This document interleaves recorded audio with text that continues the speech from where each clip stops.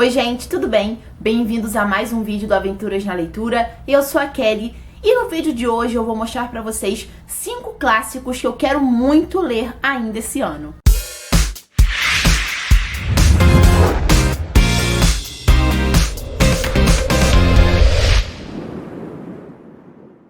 Estamos no segundo semestre do ano e eu separei alguns livros que eu pretendo ler até o final do ano. Desses livros, eu separei 5 que eu faço questão de que dê tempo, então eu vou me organizar para que essas leituras saiam. Os clássicos são livros atemporais, são livros que sempre vão ter alguma importância, alguma relevância para a sociedade, que vão fazer a gente refletir e pensar sobre as questões abordadas na história pelo autor. E eu sou uma grande admiradora dos clássicos, eu gosto muito, principalmente pela questão dessas reflexões que eu mencionei, né? São livros escritos em épocas passadas e que fazem a gente entender tudo que o povo viveu, né? Então eu vou começar mostrando pra vocês o primeiro livro que eu pretendo ler ainda esse ano, que é o 15, da Raquel de Queiroz. Nesse livro, a Raquel de Queiroz traz o tema da seca que assolou o Nordeste do país em 1915. É um livro bem curtinho, então eu acredito que dê tempo de ler. E como eu estava dizendo, os clássicos fazem a gente entender períodos passados ainda mais, né, através da literatura. Então, aqui a gente vai saber um pouco mais sobre a seca do Nordeste. Ainda sobre o tema seca, eu pretendo finalmente concluir a leitura do Vidas Secas. Na verdade, eu vou reiniciar a leitura. Vidas Secas, de autoria do Graciliano Ramos, é um livro muito importante que também vai debater essa questão da seca no país. E por falar em Graciliano Ramos, um dos grandes autores do país, eu vou ler também o São Bernardo. Eu recebi esse livro do Grupo Editorial Record nessa nova edição que eles estão lançando, juntamente com Angústia, né? Angústia eu pretendo ler posteriormente, mas esse ano eu pretendo ler o São Bernardo. E aqui a gente vai encontrar uma verdadeira trama familiar. O livro é narrado em primeira pessoa e quem conta a história é Paulo Honório. Ele tinha feito algumas coisas que acabou levando ele a ser preso, ele ficou um tempo na prisão e ele tinha trabalhado na Fazenda São Bernardo e durante um período da sua vida ele tinha colocado na cabeça que ele ainda seria o dono daquela fazenda. Então a gente começa a ver aí o desenvolvimento, as tramas, né, que acontecem na história para que ele conseguisse atingir esse objetivo. Ele também acaba conhecendo a professora Madalena e essa relação acaba também sendo muito conflituosa. Então, já que é um livro com muitos acontecimentos aí familiares, eu acredito que também tenha muita ganância no meio disso tudo, né? Não sei ao certo porque eu ainda não li, mas pelo pouco que eu sei sobre o livro, é um livro que eu estou muito curiosa para conhecer. Eu acredito que seja bem diferente do Vidas Secas, né? Mas a escrita do autor, é claro, deve seguir o mesmo ritmo. Então, São Bernardo também está na lista para ler esse ano.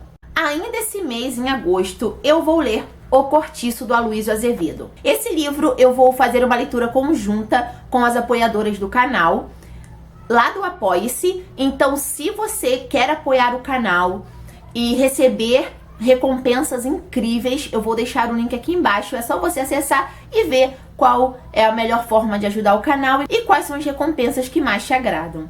Esse livro é ambientado no Rio de Janeiro do século XIX e vai fazer duras críticas ao governo também da época, já que a grande preocupação aqui é a preocupação social. Então a gente vai observar o que acontece com os moradores desse cortiço, a vida que eles levam.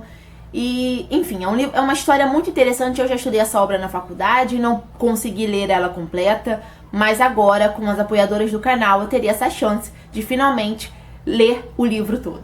E por último, é uma leitura conjunta que eu pretendo fazer com quem tiver o livro, com quem se interessar, que é o A Emparedada da Rua Nova, do Carneiro Vilela.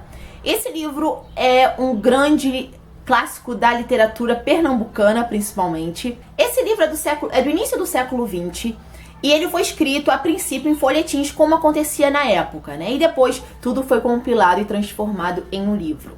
Para quem não conhece essa história, ela serviu de inspiração para a minissérie Amores Roubados, da Rede Globo, que foi uma das melhores minisséries nacionais que eu já assisti. É uma favoritaça mesmo. Então, assim que eu assisti a série, a minissérie, eu decidi correr atrás do livro, encontrei. Até comecei a leitura, mas são muitos personagens, então eu teria que anotar bastante. E eu acredito que uma leitura conjunta faça eu me animar ainda mais em terminar essa leitura.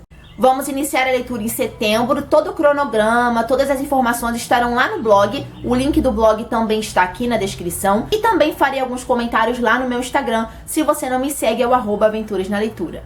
Gente, esse livro, essa história é sensacional, é uma das melhores histórias eu acho que eu já vi na nossa literatura, mesmo sem ler o livro, né, pelo pouco que eu pude ver na minissérie. O final da minissérie é muito diferente do final do livro, mas é também uma trama familiar, então eu adoro esse tipo de história, esse tipo de enredo. A mãe e a filha se apaixonam pelo mesmo homem.